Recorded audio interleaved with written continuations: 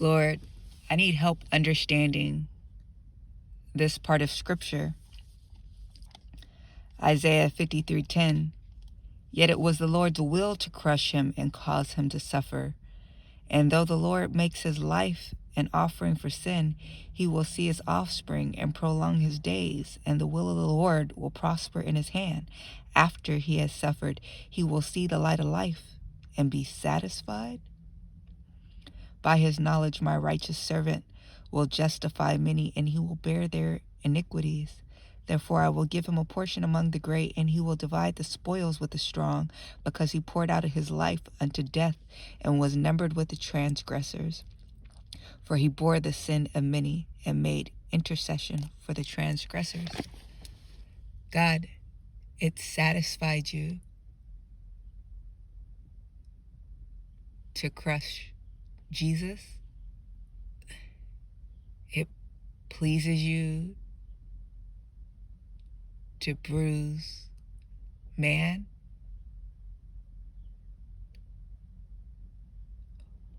Why does it satisfy you to crush and bruise?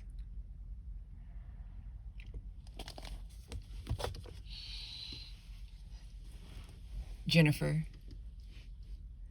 the crushing and the bruising is necessary for my children. It is the crushing, the killing of the flesh. Don't you see? The flesh is at enmity with me. It pleases me to crush, to bruise the flesh. It must be so the spirit may live, the spirit may grow, the spirit may come forth. My foe defeated. My children are free to follow me, to serve me.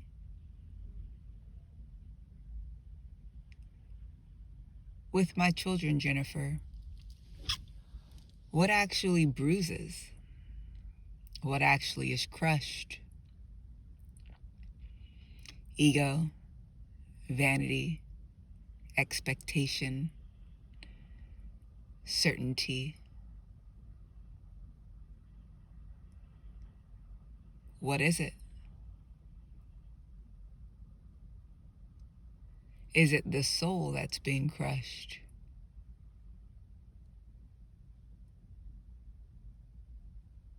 It's the soul that is bent and inclined to the flesh. It pleases me to crush and bruise the flesh. What is this world, Jennifer? The lust of the eyes, the lust of the flesh, the pride of life.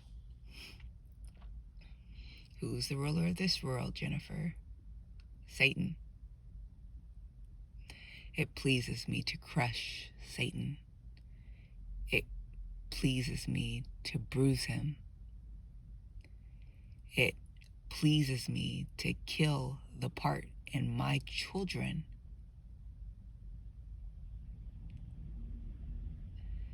that are a product, that are the fruit of his work, his doing.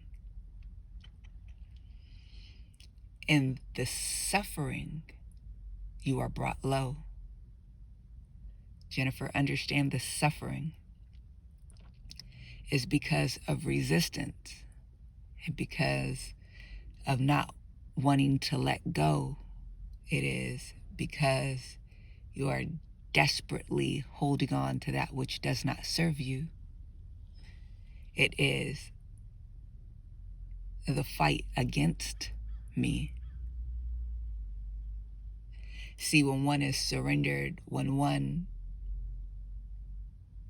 is fully in love with me and they obey, when one has lost their life to me, when one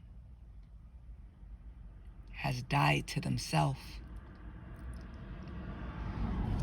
there is no suffering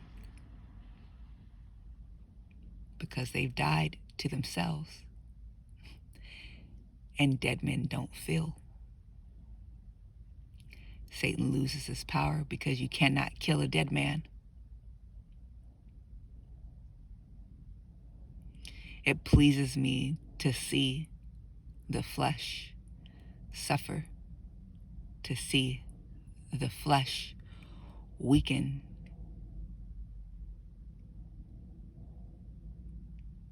I know what will happen on the other side of that.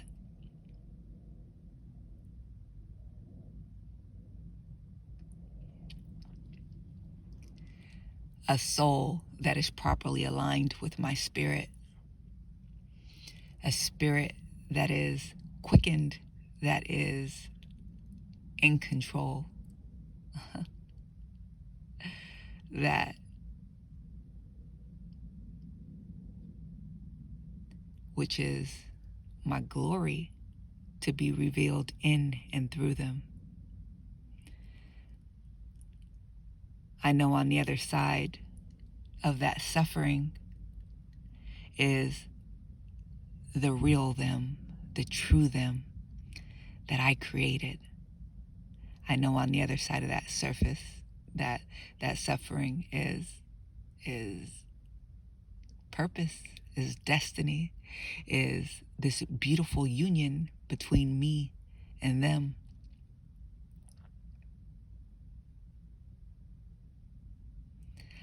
I imagine us walking into destiny together, but first, what holds them back from all of that must be crushed, must be bruised, Jennifer. It must be die.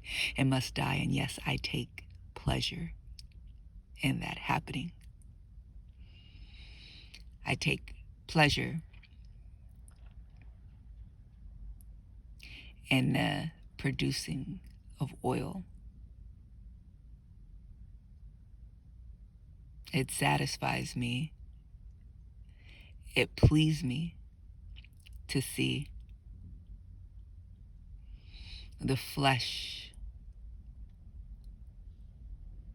cry out, this flesh that was once so big, that was once in control, that once ruled, that prevented my children from serving me, from coming to me, that led my children into idolatry, that led my children into sorcery, that led my children into darkness and wickedness. I want you to take a minute to think about what the acts of the flesh are: sexual immorality, impurity, debauchery, witchcraft, hatred, discord, jealousy, fits of rage, selfish ambition, dissensions, factions, and envy, drunkenness, orgies, and the like. This is what the flesh drives my children to. Oh, how it pains me to see my children living so far beneath what I created them to be. Yeah, it pleases me to not just bruise, but to crush the flesh of my children. For my son, he bore the weight of all of the sins of your flesh. It was all through him. And I knew on the other side was my glory waiting for him. Now he sits with me forever at my right hand with dominion over all. It was worth it.